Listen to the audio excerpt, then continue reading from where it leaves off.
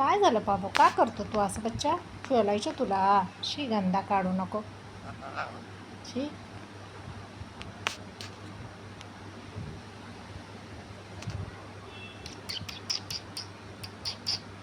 नुसतं खेळ, नुसतं खेळ.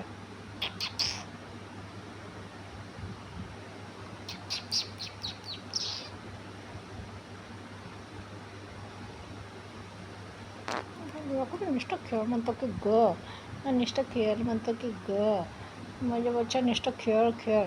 नुसतं याला खेळत बसायला लागते, नुसतं खेळ.